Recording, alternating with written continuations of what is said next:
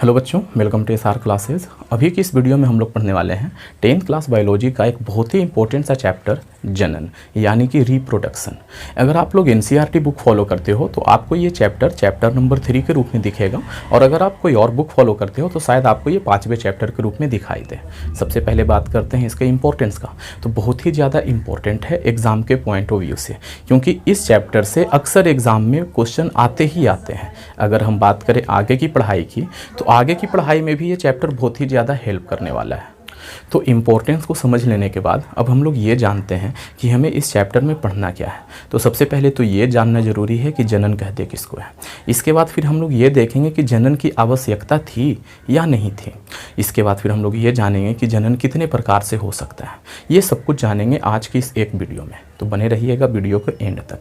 सबसे पहले बात करते हैं जनन की, डेफिनेशन क्या है इसका। तो जनन एक ऐसा जैव प्रक्रम है जिसके जरिए कोई भी जीव अपने ही जैसा संतान उत्पन्न करता है। फिर से सुनिएगा, जनन एक ऐसा जैव प्रक्रम है जिसके जरिए कोई भी जीव अपने ही जैसा संतान उत्पन्न करता है। ठीक है, अपने ही जैसा बोलना बहुत ज़रूरी है। जैसे कोई कुत्ता का बच्चा कुत्ते के जैसा ही लगेगा, कोई बिल्ली का बच्चा बिल्ली के जैसा ही लगेगा। कुत्ता का बच्चा कभी भी बिल्ली के जैसा नहीं लगेगा और बिल्ली का बच्चा कभी भी शेर के जैसा नहीं लगेगा। तो अपने ही जैसा संतान उत्पन्न करने का जो क्रिया है ना, इसी को क्या कहते हैं? जनन कहते हैं। तो जनन की परिभाषा समझने के बाद अब हम लोग ये समझते हैं कि क्या जनन की आवश्यकता थी या नहीं थी। क्योंकि हम लोगों ने और भी जैव प्रक्रमों के बारे में पढ़ा है, जैसे कि पोषण के बारे में पढ़ा, श्वसन के बारे में पढ़ा, उत्सर्जन के बारे में पढ़ा। इन सब जैव प्रक्रमों के बारे में पढ़ा, तो उनके बारे में जाने की ये बहुत ज़रूरी है। अगर ये ना हो तो इंसान मर जाए, है ना। जैसे कि पोषण ना हो तो इंसान मर जाएगा, श्वसन ना हो तो इंसान क्या हो जाएगा? मर जाएगा। तो क्या जनन के साथ भी ऐसा ही है कि अगर किसी इंसान में जनन की क्रिया ना हो या किसी जीव में जनन की क्रिया ना हो तो क्या इंसान मर जाता है? तो ऐसा नहीं है। ये उन जैसे जैव प्रक्रमों के जैसा नहीं है कि अगर उसके अंदर ये जैव प्रक्रम न हो तो मर जाए। ठीक है, तो फिर ये सवाल उठता है कि क्या जनन जरूरी नहीं है जीवों में? तो जनन की ज़रूरत भी है। क्या ज़रूरत है? तो आइए इस बात को हम लोग समझते हैं कि एग्जाम्पल के जरिए। मान लो कि किसी ज़माने में बहुत पहले एक कुत्ता पैदा हुआ होगा, किसी भी तरीके से, एनी हो। हम लोग को क्लास 12 में पढ़ना है कि कैसे इंसानों की उत्पत्ति हुई है, जीवों की उत्पत्ति हुई है। तो हम लोग मान के चलते हैं कि एक कुत्ता का जन्म हुआ किसी भी तरीके से। अगर उस कुत्ते में जनन की क्रिया नहीं होती, वो अपने जैसा ही संतान उत्पन्न नहीं करता, तो वो कुत्ता अपनी ज़िंदगी जीने के बाद मर जाता। और फिर आज हम लोग कुत्ता नहीं देख पाते। देख पाते क्या? नहीं देख पाते। आज हम लोग कुत्ता इसीलिए देख पा रहे हैं क्योंकि उस सबसे पहले कुत्ते ने क्या किया? जनन की क्रिया की और अपने जैसा संतान की उत्पत्ति की। इसीलिए धीरे धीरे वो बढ़ते बढ़ते आज हमारे सामने भी है, हम लोग उस कुत्ते को देख रहे हैं। इसी तरीके से आप किसी भी जीव के बारे में ले सकते हो। मान लो कभी सबसे पहले आम का पेड़ हुआ होगा, तो जनन हुआ तभी एक दूसरा आम का पेड़ बना, तीसरा आम का पेड़ बना, चौथा आम का पेड़ बना। ठीक है, अगर जनन की क्रिया उस आम के पेड़ में नहीं होता तो वो अपनी ज़िंदगी जी लेता, जितना दिन का भी जिंदगी होता उस आम के पेड़ का, और फिर वो सूख जाता और हमारे पास आज आम नहीं पहुंच पाता। तो जनन की क्रिया बहुत ज़्यादा ज़रूरी है। किस लिए? तो अपनी सततता को बनाए रखने के लिए, मतलब कि अपना अस्तित्व बनाए रखने के लिए। अगर किसी जीव में जनन ना हो तो वो जीव कुछ दिनों के बाद इस संसार से विलुप्त हो जाएगा, यानी कि समाप्त हो जाएगा। तो अगर कोई भी जीव अपनी सततता बनाए रखना चाहता है, अपना अस्तित्व बनाए रखना चाहता है इस पृथ्वी पर, तो उस जीव के अंदर जनन की क्रिया का होना बहुत ज़्यादा ज़रूरी है।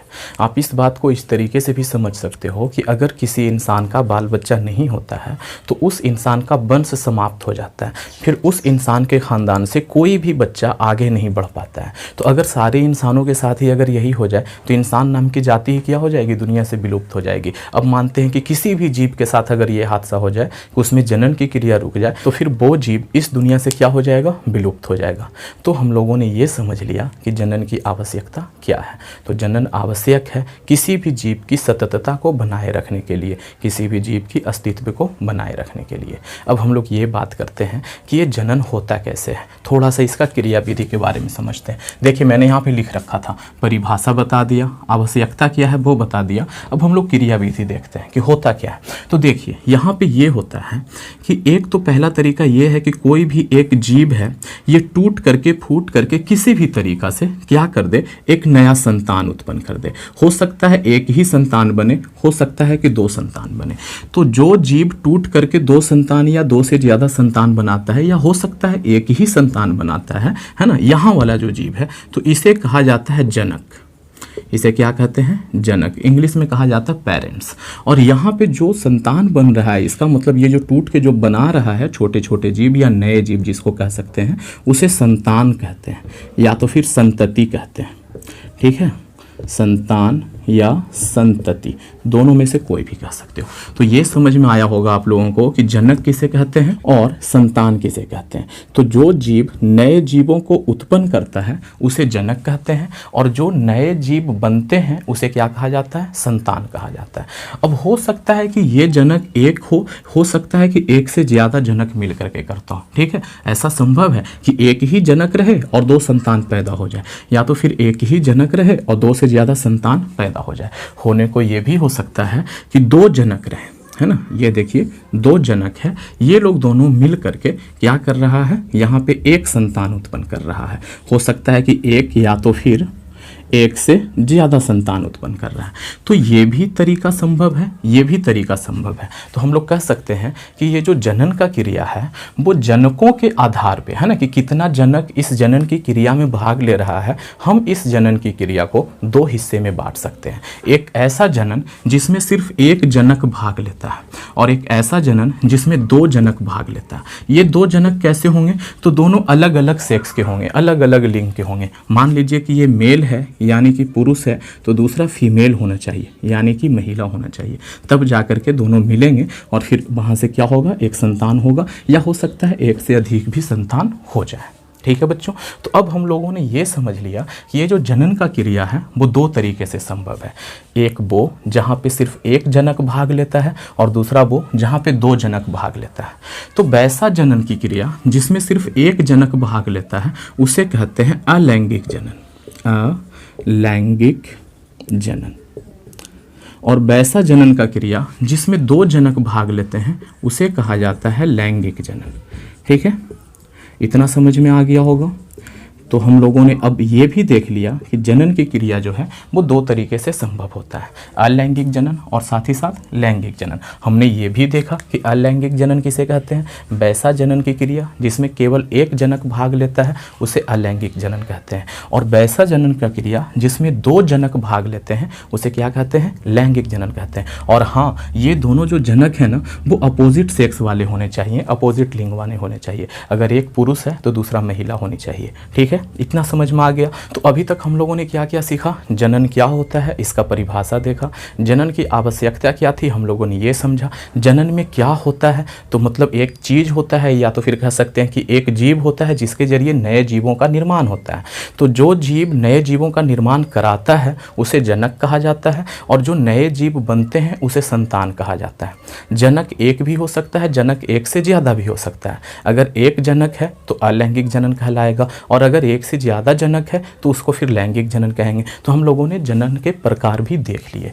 तो उम्मीद करता हूँ कि आप लोगों को अभी तक ये समझ में आ गया होगा। तो सबसे पहले हम लोग ये पढ़ेंगे कि अलैंगिक जनन क्या होता है, थोड़ा सा इसको डिटेल में पढ़ेंगे, और ये कितने प्रकार से हो सकता है वो भी पढ़ेंगे। ठीक है, और इसकी क्या विशेषताएं हैं वो भी पढ़ेंगे। तो आप लोग इसका तो आइए अब हम लोग देख लेते हैं कि अलैंगिक जनन किसे कहते हैं, यानी कि एसेक्सुअल रिप्रोडक्शन किसे कहा जाता है। बात करते हैं इसके डेफिनेशन का। तो इसका डेफिनेशन मैं पहले भी बता चुका हूँ, फिर से बता देता हूँ कि जनन की वह प्रक्रिया जिसमें केवल एक जनक भाग लेता है अलैंगिक जनन कहलाता है। इसका डेफिनेशन समझ लिए। अब हम लोग बात करेंगे इसके विशेषताओं का कि क्या क्या विशेषताएँ हैं इस प्रकार के जनन से। ठीक है, सबसे पहले तो मैं एक डायग्राम के जरिए समझाना चाहता हूँ कि यहाँ पे कोई एक जीव रहेगा, और ये वाला जो जीव है ना ये टूट करके दो या दो से अधिक नए जीवों को उत्पन्न करेगा। यहाँ पे सिर्फ एक जीव है, एक जनक है जिसके जरिए दो या दो से ज़्यादा संतानों की उत्पत्ति हो रही है। तो जब इस तरीके का जनन हो तो इसे क्या कहते हैं, अलैंगिक जनन कहते हैं। ठीक है, अब हम लोग बात करते हैं कि इस प्रकार के जनन का विशेषता क्या है। तो सबसे पहला विशेषता तो वही है जो कि इसका डेफिनेशन है कि इस प्रकार के जनन में केवल एक जनक भाग लेता है। ठीक है, दूसरा चीज, इस प्रकार के जनन में शुक्राणु और अंडाणु ये दोनों भाग नहीं लेता है। सवाल उठता है कि ये शुक्राणु क्या है और ये अंडाणु क्या है। तो अभी थोड़ी देर के लिए आप लोग मान लो कि हाँ ये दोनों कोई ऐसा चीज़ है जो कि इसमें भाग नहीं लेता है। जब हम लोग लैंगिक जनन पढ़ेंगे ना तो हमें पता चल जाएगा कि शुक्राणु क्या है और अंडाणु क्या है। ठीक है, अब आगे बढ़ते हैं। आगे बढ़ने के बाद ये समझते हैं कि तीसरा गुण क्या है इसका। तो तीसरा विशेषता ये है कि जब इसमें जो विभाजन हो रहा है, मान लो कि ये कोशिका ही है, ठीक है, तो जो इसमें विभाजन हो रहा है ना, कोशिकाओं का जो विभाजन हो रहा है वो समसूत्री विभाजन होता है। तो यहाँ पे जो कोशिका विभाजन होता है वो किस तरीके से होता है? समसूत्री। अब आप लोग कहोगे कि कोशिका विभाजन एक से ज़्यादा प्रकार से होता है क्या? तो बिल्कुल होता है। समसूत्री होता है, अर्धसूत्री होता है, ठीक है, ये सब हम लोग क्लास 9th में पढ़ चुके हैं। तो यहाँ पे कोशिका विभाजन जो होता है वो कैसा होता है? समसूत्री होता है। ओके, तो अब हम लोग बात करते हैं इसकी अगली विशेषता का। अगला विशेषता ये है कि इस प्रकार के जनन से जो संतान उत्पन्न होता है ना, वो अनुवांशिक रूप से अपने जनकों के समान होता है। अब सवाल ये उठता है कि ये अनुवांशिक रूप से क्या है? तो अनुवांशिक रूप से ये है बच्चों कि कोई भी चीज़ या तो कोई भी जीव है उसको दो तरीके से देखा जाता है कि उसमें क्या क्या गुण है। सबसे पहले तो उसका लक्षण क्या है, उसका नेचर क्या है। तो इसको बोलते हैं कि ये वाला गुण जो है उसके पिताजी से मिला है, जो कि इसके अंदर लक्षण आया है, ठीक है। जैसे कि अगर हम बात करें आलू का, तो आलू का एक स्वाद होता है कि नहीं होता है। अगर हम बात करें गाजर का, तो गाजर का एक स्वाद होता है। उसी तरीके से अगर इंसानों का बात करें तो इंसानों के अंदर एक लक्षण होता है। बहुत सा इंसान ऐसा है, अगर देखोगे कि किसी के पिताजी क्या हैं भाई, थोड़े से नाटे हैं, हाइट में कम है, तो उसका बेटा भी हाइट में थोड़ा सा कम रह गया। तो ये बोलते हैं अनुवांशिक गुण उसके अंदर ऐसा आया, ठीक है। तो यहाँ पे जो अनुवांशिक लक्षण जो है ना, ये संतानों का, वो बिल्कुल वैसा ही होता है जैसा कि इसके जनक का होता है। तो अब सवाल ये उठता है कि क्या कभी ऐसा भी होता है क्या कि जनक का अनुवांशिक गुण कुछ और रहे और संतान का अनुवांशिक गुण कुछ और रहे? तो हाँ, ऐसा होता है। लैंगिक जनन में ऐसा संभव है। क्यों ऐसा संभव है भाई? क्योंकि लैंगिक जनन में दो जनक एक साथ भाग लेता है। तो मान लो कि ये जो है ना भाई, ये मेल है। मान लो, मैं लैंगिक जनन थोड़ा सा समझा देता हूँ। ये मेल है और ये फीमेल है, ठीक है। ये थोड़े से मतलब मान लेते हैं कि ये काले हैं, ऐसे काला गोरा कहना तो नहीं चाहिए, लेकिन मान लेते हैं कि ये काला है और जो फीमेल है यानी कि जो महिला है वो गोरी है, ठीक है। इन लोग दोनों से जो संतान उत्पन्न हुआ, हो सकता है कि काला हो जाए, हो सकता है कि गोरा हो जाए, है ना। तो यहाँ जो संतान हुआ वहाँ पे संभावना अलग अलग तरीके का है कि इसका गुण इसमें जा सकता है या तो इसका गुण जा सकता है, क्योंकि यहाँ पे दो लोग हैं और दोनों के गुण जाने की संभावना है। लेकिन यहाँ पे ऐसा नहीं है, यहाँ पे सिर्फ एक ही जनक है। अगर मान लो कि अगर इंसानों की बात करें, ऐसे इंसानों में ये चीज़ होता नहीं है, मैं सिर्फ समझाने के लिए कह रहा हूँ कि मान लो कि अगर ये इंसान काला रहता, ठीक है, तो इसके जो भी गुण है, अब ये सारा गुण कहाँ पे रहता है, ये सब आप लोग क्लास 9th में पढ़े होंगे। ये डीएनए में होता है। कि डीएनए होता है, किसी भी कोशिका के अंदर एक केंद्रक होता है और केंद्रक के अंदर डीएनए होता है। उसी डीएनए में ये सारा का सारा इन्फॉर्मेशन स्टोर होता है कि कोई भी इंसान कैसा होगा, गोरा होगा, काला होगा, लंबा होगा, नाटा होगा, मोटा होगा, ये सब कुछ उसी में होता है। तो डीएनए बताता है कि किसी भी इंसान का लक्षण क्या होगा, किस तरीके से वो विकास करेगा, ठीक है। तो इसके डीएनए में क्या है भाई, उसके जो स्किन का कलर है वो क्या है, काला। तो ये जो इसके बाल बच्चे में पहुंचेगा वो भी कैसा पहुंचेगा, इसका डीएनए भी क्या होगा, यहीं से तो इसका डीएनए यहाँ पहुंच रहा है, तो वो भी क्या होगा भाई, यहाँ पे जो संतान उत्पन्न होगा वो कैसा होगा, काला होगा। तो अनुवांशिक रूप से ये बिल्कुल वैसा ही है जैसा कि इसके पिताजी थे। मैंने यहाँ पे इंसानों का एग्जाम्पल ले लिया है, लेकिन ऐसा इंसानों में होता नहीं है। इंसानों में जो जनन होता है ना, वो इस तरीके से होता है कि एक मेल होता है, दूसरा फीमेल होती है, ठीक है बच्चों। तो ये समझाने के लिए बस मैंने ये समझा दिया, तो इतना समझ लिया। अब उसके बाद क्या है, यहाँ पे इसका एक और विशेषता है कि यहाँ पे जो संतान है ना, वो ज़्यादा संख्या में और जल्दी जल्दी उत्पन्न होता है। ये चीज़ हम लोगों को तब समझ में आएगा जब हम लोग ये जो है ना अलैंगिक जनन है, इसका जब प्रकार देखेंगे ना, तो आप लोगों को वहाँ पे बहुत अच्छे से समझ में आ जाएगा कि हाँ, सच में बहुत कम समय में और ढेर सारा संतान एक ही साथ उत्पन्न किया जा सकता है इस जनन के जरिए। आगे बढ़ते हैं। यहाँ पे ये बताया गया है अगला विशेषता के जरिए कि ये जो जनन है वो किस प्रकार के जीवों में संभव है। तो देखिए, एक हुए हम लोग जीव, एक पेड़ पौधा, बड़ा बड़ा पेड़ पौधा, ये भी एक प्रकार का जीव है। और एक जीव क्या हुआ भाई, जिसके अंदर सिर्फ और सिर्फ एक कोशिका है, दो कोशिका है। तो जो एक कोशिका और दो कोशिका वाला जीव होते हैं ना, उसको सरल प्राणी कहा जाता है कि काफ़ी सरल है। हम लोग जटिल हैं। जटिल क्यों है भाई, तो इतना सारा कोशिका है हमारे अंदर और ढेर सारा कोशिका मिल मिल के ढेर सारा उत्तक बना रखा है, सबका अलग अलग काम है ना। तो बहुत ज़्यादा जटिल है हम लोगों का शरीर। यहाँ के कोशिका का कुछ और काम है, यहाँ के कोशिका का कुछ और काम है, यहाँ के कोशिका कुछ और काम है। तो इतना जटिल है कि कहा नहीं जा सकता। तो जटिल इंसानों में या जटिल जीवों में इस प्रकार का जनन नहीं होता है। ये जनन किस में होता है, तो निम्न कोटि के जीवों में या तो फिर पौधों में इस प्रकार का जनन होता है। निम्न कोटि का यानी कि सरल जीवों में, या तो कह सकते हैं कि एक कोशिकीय है या तो एक से थोड़ा बहुत, मतलब हल्के हल्के जीवों में, निम्न कोटि के जीवों में इस प्रकार का जनन संभव है। इस प्रकार का यानी कि किस प्रकार का, तो अलैंगिक जनन संभव है। इसके बाद निषेचन की आवश्यकता नहीं होती है इस प्रकार के जनन में। अब एक बात और यहाँ पे निकल के आया, निषेचन किसे कहते हैं। थोड़ी देर के लिए इसे भी पचा लो, किसी भी तरीके से पचा लो भाई, हाजमोला खा लो, इसको पचा लो कि निषेचन नाम का एक चीज़ होता है जो कि इसमें नहीं होता है। तो भाई इसको क्यों पचाना है, क्यों नहीं अभी बता रहे हैं, क्योंकि जब लैंगिक जनन पढ़ाएंगे ना तो वहाँ पर ये भी बताएंगे कि निषेचन क्या होता है। तो दो चीज़ों को हमने यहाँ पे छोड़ दिया लैंगिक जनन के लिए, कौन कौन सा, शुक्राणु क्या होता है, अंडाणु क्या होता है और निषेचन क्या होता है। ये तीन चीज़ हम लोग सीखेंगे वहाँ पे जाकर के, कहाँ पे, लैंगिक जनन में। तो अलैंगिक जनन में हमें इतना ही पढ़ना था विशेषताओं में, परिभाषा देखा, विशेषता देखा। अब हम लोग ये देखेंगे कि अलैंगिक जनन कितने प्रकार से हो सकता है, क्योंकि अलैंगिक जनन भी कई प्रकार से होता है। तो हम लोग अगला हेडिंग हमारा क्या होगा, अलैंगिक जनन के प्रकार। तो आप लोग इसका एक स्क्रीनशॉट ले लें, हम लोग बढ़ते हैं आगे। तो आइए अब हम लोग बात कर लेते हैं अलैंगिक जनन कितने प्रकार से हो सकता है। तो जो सबसे पहला प्रकार है अलैंगिक जनन का, उसे कहा जाता है विखंडन, इंग्लिश में इसे कहते हैं फीजन। विखंडन का मतलब होता है किसी भी चीज़ का टूट जाना। तो यहाँ पे डेफिनेशन भी उसी तरीके से है कि जब कोई जीव दो या दो से अधिक नए जीवों में टूट जाए तो उसे क्या कहते हैं, विखंडन कहते हैं, ठीक है। और ये हो क्या रहा है, तो ये एक अलैंगिक जनन का प्रकार है। तो पूरे तरीके से डेफिनेशन क्या हो जाएगा कि अलैंगिक जनन की वह प्रक्रिया जिसमें कोई जीव दो या दो से अधिक नए जीवों में टूट जाता है उसे क्या कहते हैं, विखंडन कहते हैं। अब ये विखंडन दो प्रकार से हो सकता है। दो प्रकार से कैसे भाई, तो जब कोई जीव दो नए जीवों में टूट जाए तो उसे कहते हैं द्विखंडन, ठीक है। द्वि का मतलब दो और खंडन का मतलब हिस्सा, कि कोई जीव दो हिस्सों में टूट गया।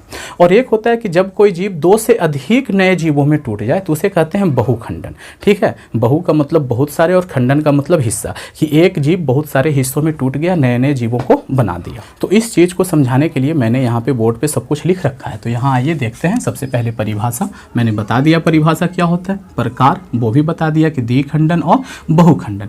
इसके अलावा ये यहाँ पे एक इंपॉर्टेंट सा बात है, एग्जाम में पूछा जाता है कि किस तरह के जीवों में विखंडन की घटना होती है।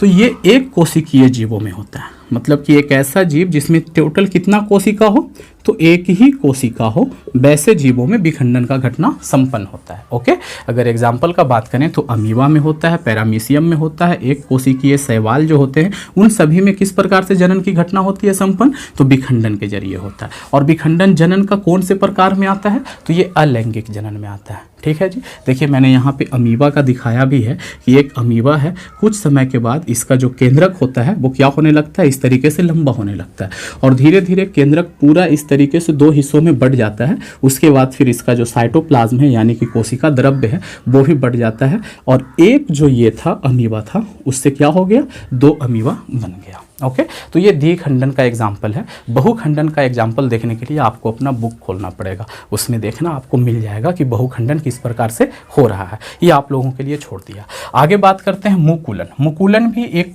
ये है अलैंगिक जनन का प्रकार है। इसमें क्या होता है कि कोई भी जीव में एक मुकुल बन जाता है। मुकुल किसको बोलते हैं, फूल का जो कली होता है ना उसे मुकुल कहते हैं। तो उस तरीके का कोई भी जीव के शरीर से एक मुकुल बन जाता है।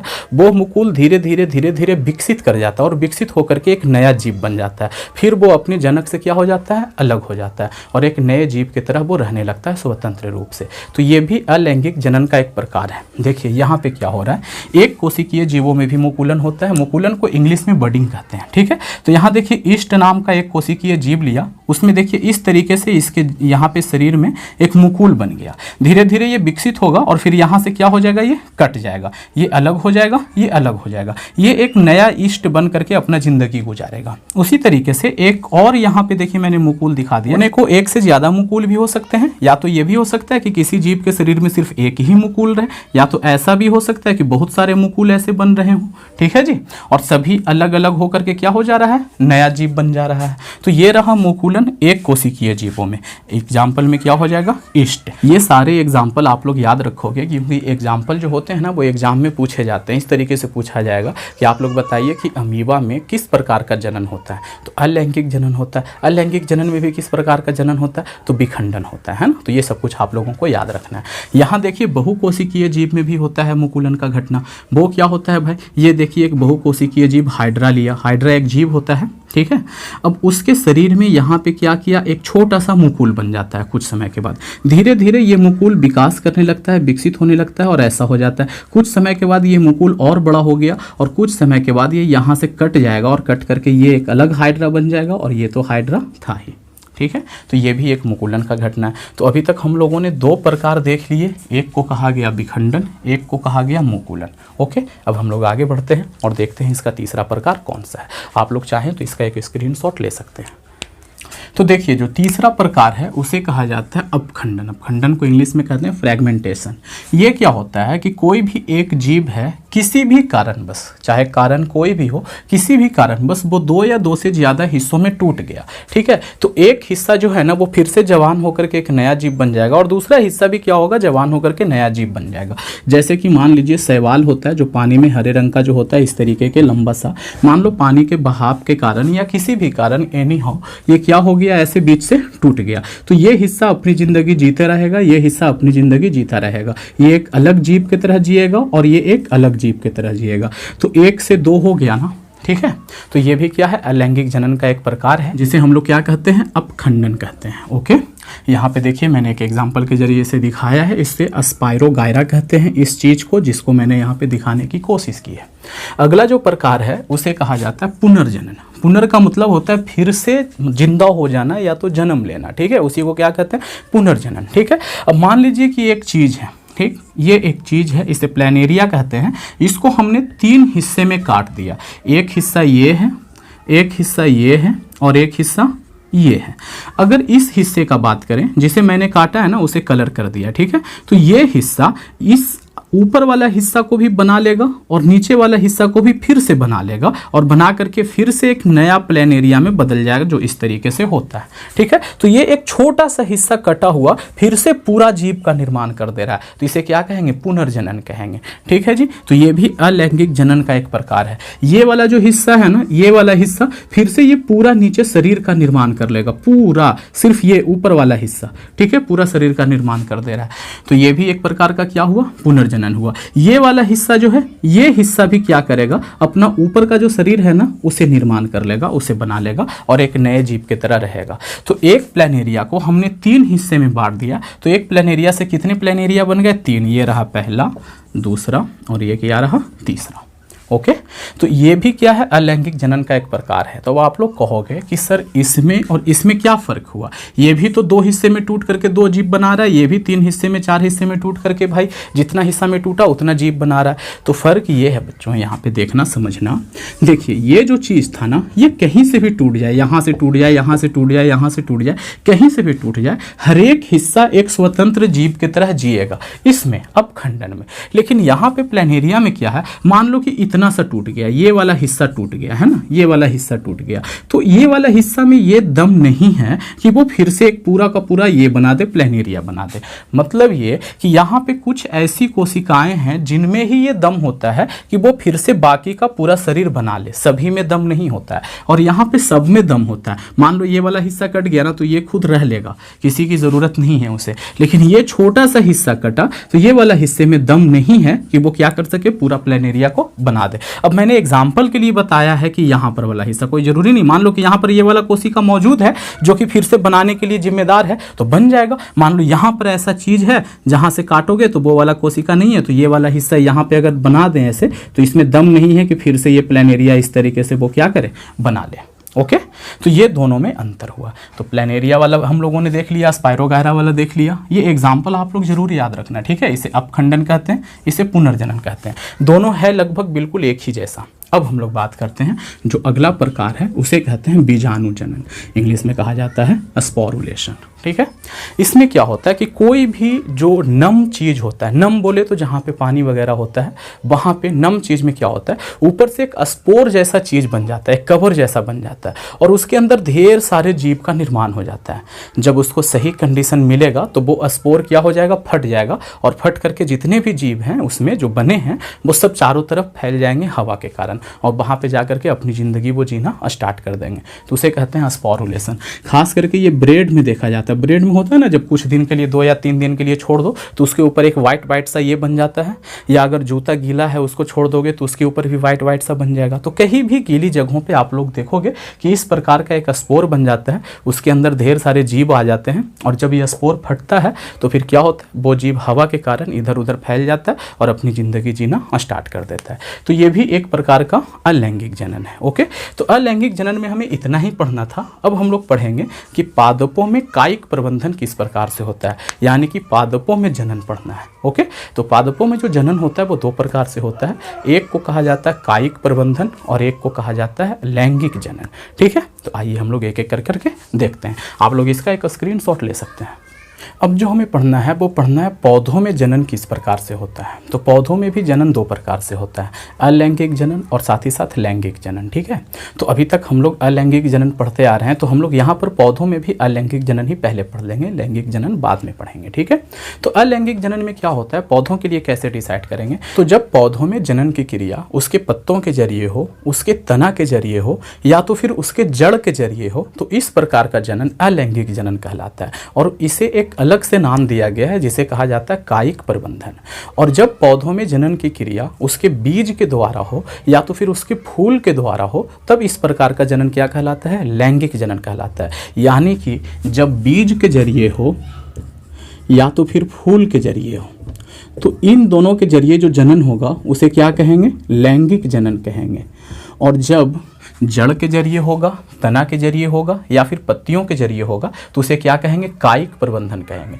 कायिक का मतलब होता है कि शरीर का, या काया मतलब काया का मतलब क्या होता है, शरीर, है ना। तो शरीर का कोई एक ऐसा भाग शरीर से अलग हो जाए जो बढ़ने में सक्षम है, जो अपने आप को क्या करे, विकसित करके एक नया पेड़ बना दे। तो इस प्रकार से जो भी पौधा का ये हो रहा है, नया जन्म हो रहा है, या तो कह सकते हैं जो जनन का ये प्रक्रिया हो रहा है, उसे हम लोग क्या कहते हैं, कायिक प्रबंधन कहते हैं। डेफिनेशन की बात करें तो जनन की वह प्रक्रिया जिसमें किसी पौधे का कोई कायिक भाग जो कि वर्धी हो, कायिक मतलब उसका जड़ हो जाए, तना हो जाए या तो पत्ता हो जाए, और वो वर्धी होना चाहिए। वर्धी का मतलब जिसमें ये दम हो कि वो विकास कर करके एक नया पौधा बना सके, वो अपने पौधे से अलग हो जाए और अलग होकर के एक नया पौधा बना दे। तो इस प्रकार के प्रबंधन को, इस प्रकार के जनन को क्या कहा जाता है, कायिक प्रबंधन कहा जाता है। ओके, अब देखिए एक एक करके हम लोग देखते हैं। तो देखिए जड़ के जरिए कैसे होता है। आप लोगों में से कई लोगों ने ये देखा होगा कि भाई कोई एक ऐसा जीव होता है, कोई ऐसा मतलब फल होता है जिसमें उसके ये में उस फल में ही आप लोग कह सकते हो, मान लो कि ये फल है, आप लोग उसका नाम बताना। इस तरीके से ये एक फल है, इसमें ऐसा छोटा छोटा सा पतला पतला सा ये निकला हुआ रहता है, बाल के जैसा, एकदम बाल से थोड़ा ही मोटा होता है। ठीक है, जड़ सा रहता है वो। ठीक, अगर हम इसको जमीन के अंदर गाड़ दें तो इस जड़ से एक नया ये बनने में सक्षम है, एक नया पौधा बनने में सक्षम है। ठीक है, ये जड़ एक नया पौधा बना देगा। तो जड़ के जरिए कायिक प्रबंधन हो रहा है कि नहीं हो रहा है। ठीक, अगला बात करें तना के जरिए कैसे होता है। तो आप लोगों में से कई लोगों ने गुलाब का फूल तो देखा होगा। तो गुलाब के फूल में से क्या कीजिए, तो मान लीजिए कि ये एक गुलाब का पौधा है, ऐसे बढ़ते चला जाएगा, इसमें बहुत सारी ऐसे मतलब ये निकले हुए रहेंगे। इसको हम लोग क्या करते हैं, यहाँ से ऐसे क्रॉस सेक्शनल ऐसे काट लेते हैं, यहाँ से भी काट लिया, ये वाला हिस्सा इसको कलम कहते हैं। ठीक है, इस कलम को आप कहीं पे भी लगा दोगे ना, ऐसा जो ये कलम निकला है आपका, ये वाला भाग थोड़ा सा ऐसे रहना चाहिए, कहीं पे भी लगा दोगे तो ये एक नया पौधा बनने का दम रखता है। तो ये तना के जरिए कायिक प्रबंधन हो रहा है। ठीक है, और क्या कर सकते हैं, पत्तियों के जरिए भी कायिक प्रबंधन होता है। एक ऐसा पत्ती होता है, आप लोगों को उसका नाम कमेंट में बताना है। मान लीजिए कि ये वो पत्ती है, ये इस तरीके का पत्ती होता है। ठीक है, मान लो कि ये पत्ती हुआ, तो इस पत्ती में ऐसा दम है कि इसके ये कॉर्नर कॉर्नर पे कुछ ऐसी चीज़ें पाई जाती हैं बच्चों, कुछ ऐसी चीज़ें पाई जाती हैं जिसके जरिए जब इसमें, मान लो कि ये पत्ती बहुत बड़ा होता है। ठीक है, मान लो नहीं बल्कि ये पत्ती होता ही बहुत बड़ा है। ये पत्ती ज़मीन से टच हो गया, ऐसे मान लो, ज़मीन से जैसे ही टच होगा, इसको मिट्टी वगैरह मिलेगा, पानी वगैरह मिलेगा, तो यहाँ से एक नया पौधा बन जाएगा इस तरीके से। ठीक है, यहाँ से एक नया पौधा और बन जाएगा इस तरीके से। ठीक है, तो ये एक प्रकार का कायिक प्रबंधन हो रहा है ना, कि पौधा का कोई एक भाग है जिसके जरिए नया नया पौधा का क्या हो जा रहा है, निर्माण हो जा रहा है। तो ये भी कायिक प्रबंधन है। कायिक प्रबंधन का मैं आपको एक और एग्जांपल दे सकता हूँ जो तना के जरिए ही होता है। आप लोगों ने अपने आसपास घास देखा होगा, गाँव के लोगों ने देखा होगा कि घास में क्या होता है, एक घास होता है जिसको हम लोग दूधिया घास बोलते हैं। ठीक है, ऐसे मान लो बहुत सारे उसमें से ये निकले हुए हैं।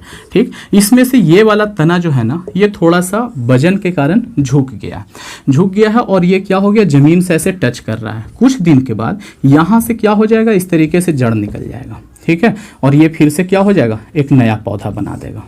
ठीक है, तो देखो ये तना के कारण क्या हो रहा है, एक नया पौधा बन जा रहा है। यही वाला चीज़ आगे आकर के फिर से क्या हो गया, यहाँ भी एक जड़ बना देगा और फिर यहाँ भी क्या हो जाएगा, एक पौधे का निर्माण हो जाएगा। तो ये देखिए तना के कारण क्या हो रहा है, कायिक प्रबंधन हो रहा है, नए नए पौधों का निर्माण हो रहा है। तो हो तो रहा है जनन ही, ठीक है, पौधों में जनन हो रहा है, पौधा का जो तना है उसके जरिए हो रहा है। तना क्या हुआ, पौधा का कायिक भाग है, इसीलिए इसे हम लोग क्या कहेंगे, कायिक प्रबंधन कहेंगे। ओके, अब देखिए ये वाला घटना किस में होता है, आप लोग जानते होंगे, जास्मीन नाम का जो फूल होता है ना, इसमें भी इसी तरीके से ये आगे बढ़ते चला जाता है। ठीक है, तो ये रहा कायिक प्रबंधन। कायिक प्रबंधन की और भी कई एग्जाम्पल है, जैसे गन्ना वगैरह लगाया जाता है, आलू को काट कर लगाया जाता है, ये सब के सब क्या है, कायिक प्रबंधन के एग्जाम्पल हैं। तो उम्मीद करता हूँ कि आप लोगों को ये वीडियो बहुत पसंद आया होगा। अगर आपको मज़ा आया है तो इसे एक लाइक कर दें, और अगर आप चाहते हो कि आपको इसका सेकंड पार्ट मिले तो इसे जितना ज़्यादा से ज़्यादा हो सके अपने दोस्तों में शेयर करें। Thank you, thanks for watching. बने रहिए SR क्लास के साथ।